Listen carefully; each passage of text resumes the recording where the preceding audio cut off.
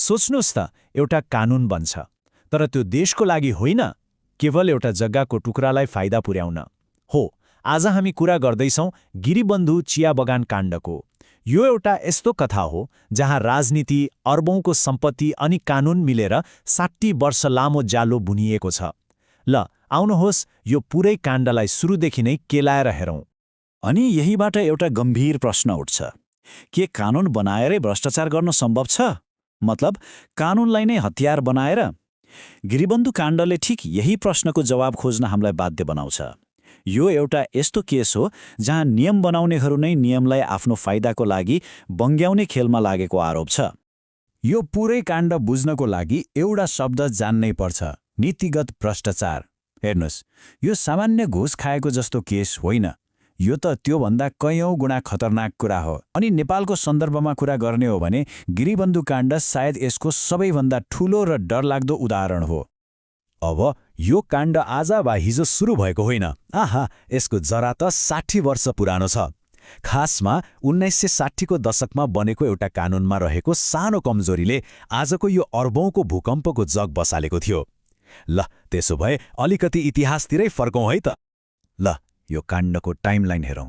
कथा सुरु हुन्छ 1964 मा।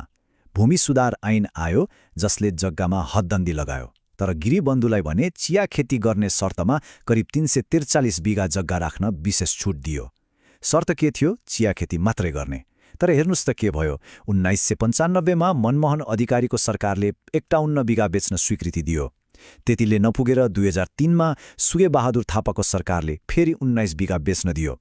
अनि जब 2010 को दशक आयो, बिर्तामोड सहर बन्न थाल्यो, जग्गाको भाव आकाशियो। हो, त्यही बेला बाँकी रहेको जग्गामा ठूला खेलाडीहरूको आँखा पर्यो। हो, यहीबाट सुरु हुन्छ यो काण्डको सबैभन्दा रोचक र विवादास्पद अध्याय, जग्गा सट्टापट्टाको खेल। एकछिन यो अङ्कलाई हेरौँ त, 100 अर्ब रुपियाँ। यो काण्डमा कति ठूलो स्वार्थ लुकेको थियो त्यो यही एउटा अङ्कले छर्लङ्ग पार्छ। यो के हो त भन्दा बिर्तामोडमा बाँकी रहेको त्यही जग्गाको अनुमानित मूल्य। सोच्नुहोस् त, 100 अर्ब।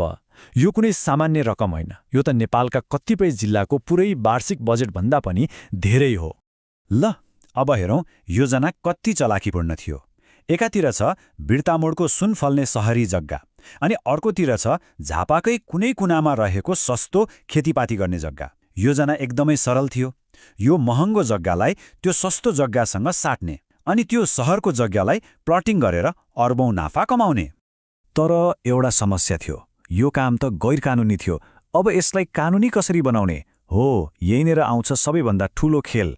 जनवरी 2020 मा सरकारले भूमि सम्बन्धी ऐनमा एउटा संशोधन गर्यो, र त्यो संशोधनले के गर्यो त भन्दा कम्पनीहरूलाई हदबन्दीभन्दा बढीको जग्गा साट्न वा सार्न दिने बाटो खोलिदियो। आलोचकहरू के भन्छन् भने यो संशोधन अरू कसैको लागि थिएन, यो केवल गिरिबन्धुको लागि मात्रै बनाइएको थियो। त्यसो भए यो अर्बौंको खेलका मुख्य खेलाडीहरू को थिए त? ल हेरौं। सरकारको तर्फबाट थिए तत्कालीन प्रधानमन्त्री केपी शर्मा ओली, जसको सरकारले कानून संशोधन गर्ने र जग्गा सट्टापट्टा स्वीकृत गर्ने काम गर्यो। व्यापारिक क्षेत्रबाट नाम आउँछ व्यवसायी दीपक मल्होत्राको, जसमाथि यो योजनाको मुख्य लगानीकर्ता भएको आरोप लाग्दै आएको छ।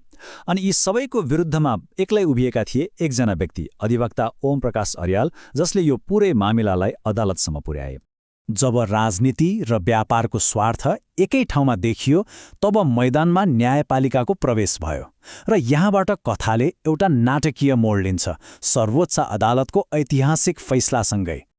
फेब्रुअरी 2024 मा सर्वोच्च अदालतले एउटा यस्तो फैसला सुनायो जसले यो पुरै खेल नै पल्टाइदियो। अदालतले एउटा एकदमै आधारभूत कुरा स्पष्ट पार्यो। यदि सरकारले कुनै खास कामको लागि, जस्तै चिया खेतीको लागि जग्गा राख्न छुट दिएको छ भने त्यो काम रोकिएपछि जग्गा स्वतः सरकारको हुन्छ, व्यक्तिको होइन। अदालतको फैसलामा भनिएको छ, छुट अन्तर्गत हदबन्दीभन्दा माथि राखिएको जग्गा तोकिएको उद्देश्यका लागि प्रयोग नभएमा राज्यको स्वामित्वमा फर्कनुपर्छ। एकदमै प्रष्ट।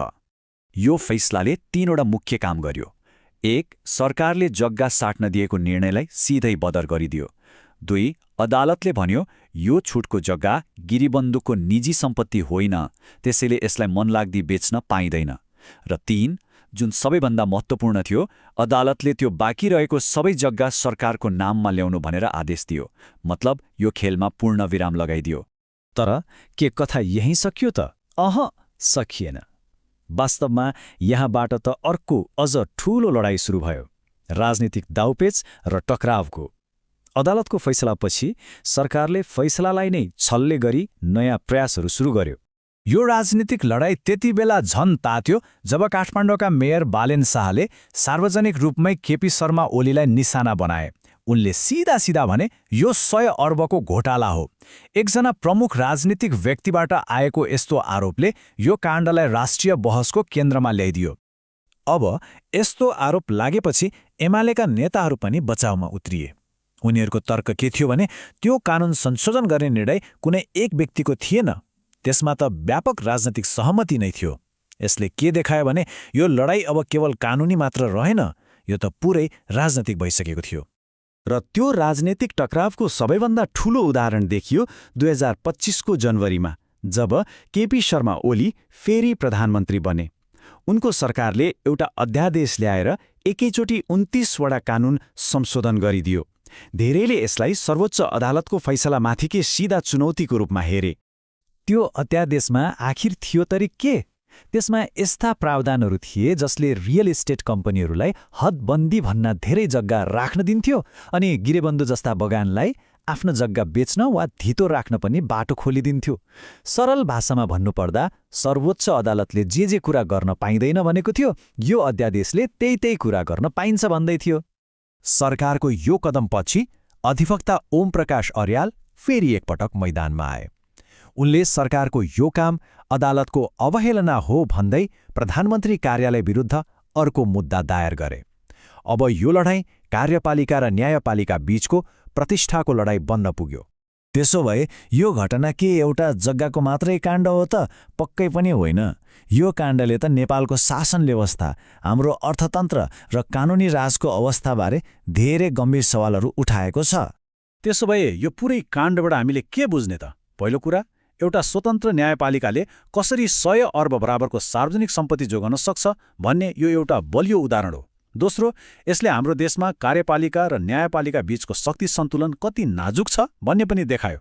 तेस्रो, यसले ठूला नेताहरूको जवाफदेहितामाथि गम्भीर प्रश्न उठाएको छ। अनि अर्कोतिर त्यो चिया बगानमा काम गर्ने 100औं मजदुरहरूको भविष्य के हुन्छ भन्ने अनिश्चितता पनि छ। र अन्त्यमा यसले नेपालको पुरानो भूमि सुधारको बहसलाई फेरि एकपटक सतहमा ल्याइदिएको छ। र अन्त्यमा एउटा प्रश्न सबैको मनमा रहिरहन्छ, कानुनी शासन र राजनीतिक स्वार्थको यो लडाईँमा आखिर जित कसको होला? यही प्रश्नको जवाफले नेपालको लोकतन्त्र र विधिको शासनको भविष्य कता जान्छ भन्ने कुराको निर्धारण गर्नेछ।